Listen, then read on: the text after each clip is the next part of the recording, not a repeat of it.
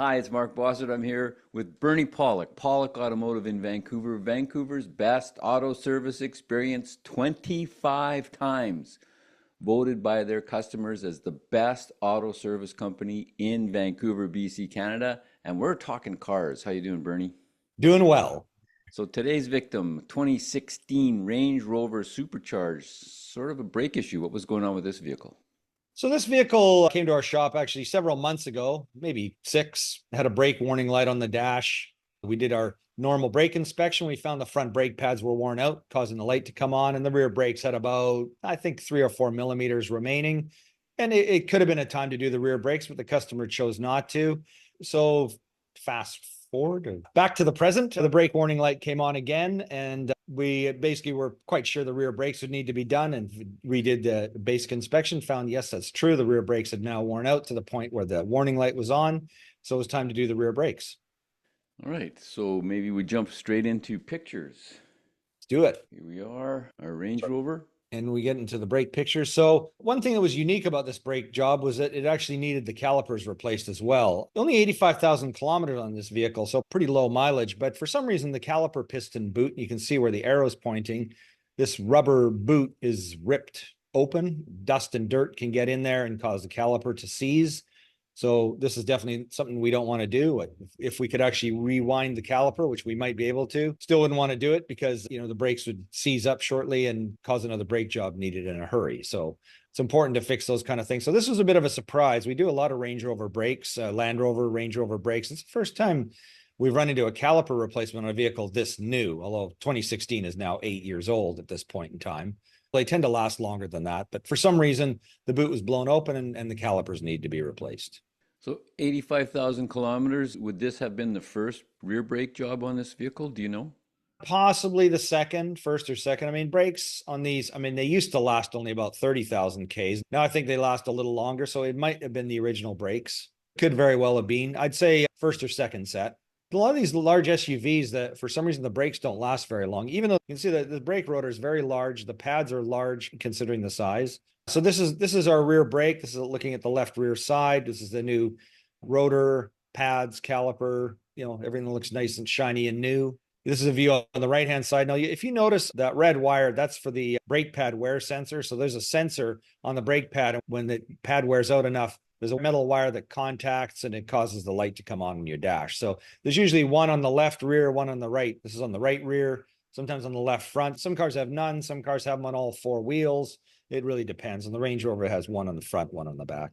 The one thing that isn't changed, this has an electric parking brake. And just to the left of the brake bleeder screw, if you can, that's just to the left of that red wire, there's a sort of a darkish colored object. Yeah, that one right there where you're moving. That's the electric parking brake motor. So when you pull the button or push the button, there's a little motor inside there that activates and moves the brake caliper to lock the parking brake on. So that part is not replaced. It comes off of the caliper. So these look like all new parts. Sometimes you don't replace the caliper itself or I'm not sure what this big gray area is, what it's actually called. That is the brake caliper. And then the sort of the area outside of it, above it is the caliper bracket. So the caliper bracket is where the caliper bolts up to. It has a slider. If you look down at the bottom of your picture, if you just move your thing, down there, that's the pad slider. So the caliper slides on, there's some pins in there and those are lubricated again. This is something, if we don't change the caliper, we clean these and service them, make sure they're all lubricated properly. There's no rust or corrosion. And in the caliper bracket, the pads sit in there and it's important that there's no corrosion in that area either, because over time, moisture, rust builds up and the pads tend to get kind of sticky. So doing brake services is a good thing to do on some cars to keep that area clean. We actually have a sandblaster. So if we're not replacing the calipers, we actually take the caliper bracket off and we sandblast those parts to make sure that there's no rust, because there always is enough, usually to make the pads sticky. So it keeps the brake life longer. So just a review of the parts. The brake rotor and pads are brand new. The calipers are remanufactured. They look brand new. The factories that do them, they run them through a sandblasting machine to completely clean them like brand new. Some of them come painted and coated, others are not. But yeah, they look good. All looks brand new.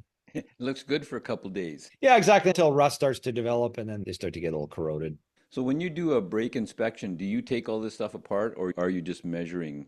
We normally measure things if we have to. I mean, the most important thing is to look at the brake pads and rotors to see what condition they're in. And sometimes to actually look at the brake pads properly, we have to unbolt the caliper. But normally we don't take it apart. The caliper that was worn came as a bit of a surprise with that boot. And sometimes you can see that, but a lot of times it's hidden until you take the brakes fully apart. So it's usually more of a measurement and okay, the brakes are worn out at this point. We need to address them. And then when everything's taken fully apart, then we know for sure all of the details. So, is there any other points you'd like to share about Range Rover Sports? I know we've talked about, or Supercharged, we've talked about these. They have huge brakes on them to handle all that power.